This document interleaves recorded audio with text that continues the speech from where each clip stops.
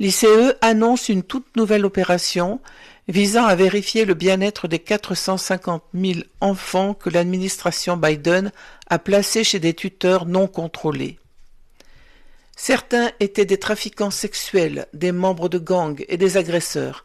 L'administration Trump a déjà localisé plus de 24 400 enfants et certaines de leurs histoires sont absolument déchirantes, comme celle-ci.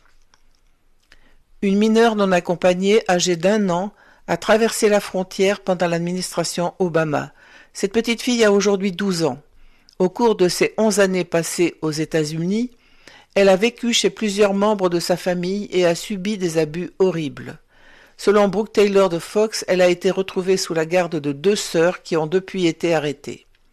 La fillette de 12 ans a été retrouvée, je cite, « avec des blessures sur tout le corps, souffrant de malnutrition extrême, une plaie affectée à la tête et des attaches en plastique autour des poignets. » Parmi ceux qui ont maltraité cette enfant innocente figurait son ancien parrain, un oncle éloigné chez qui elle avait été placée en 2024, alors qu'il était un immigrant illégal ayant fait l'objet d'une condamnation pénale.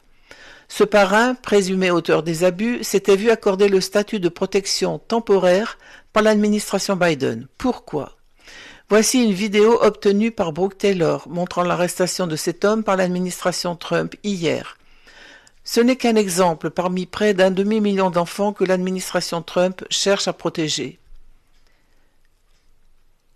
Cette opération fait suite à l'annonce par l'administration que l'opération Dirtbag, menée en partenariat avec l'État de Floride, avait abouti à l'arrestation de 230 immigrants illégaux criminels, dont 150 prédateurs sexuels.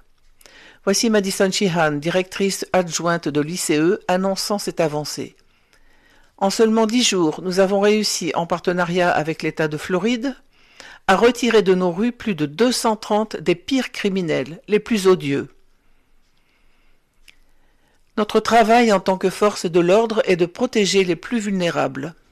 Les démocrates vous diront que ce sont les criminels étrangers en situation irrégulière qu'ils ont laissés en liberté dans nos communautés, mais maintenant il y a ce groupe de forces de l'ordre. Nous savons que ce sont les enfants que nous devons protéger.